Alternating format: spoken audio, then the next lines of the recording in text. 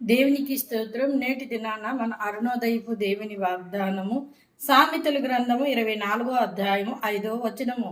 జ్ఞానము గలవాడు బలవంతుడుగా ఉండును, తెలివి గలవాడు శక్తివంతుడిగా ఉండును. హల్లెలూయా.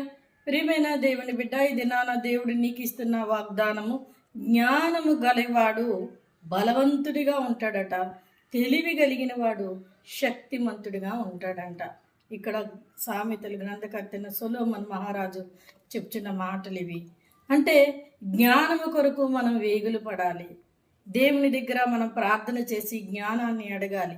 ఎప్పుడైతే నువ్వు జ్ఞానం అడుగుతావో నీకు బలం వస్తుంది. బలం అంటే శరీర బలము కాదు, కానీ బుద్ధి బలం వస్తుంది.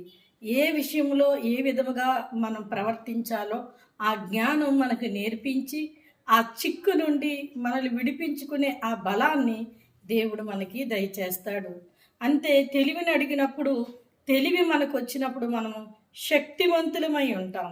అంటే ప్రతి విషయంలోనూ ఎలాగా దేవుని దృష్టికి యోగ్యకరంగా నడుచుకోవాలో, ఎలాగ మనం శక్తిని పొందుకోవాలో దేవుడు మనకి తెలియచేస్తూ ఉంటాడు.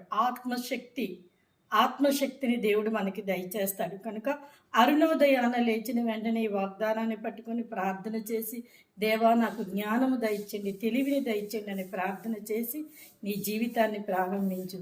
దేవుడు త్వరలోనే నిన్ను జ్ఞానముతో నింపి బలవంతునిగాను, తెలివితో నింపి శక్తిమంతునిగాను చేయబోతున్నారు. ఆమేన్.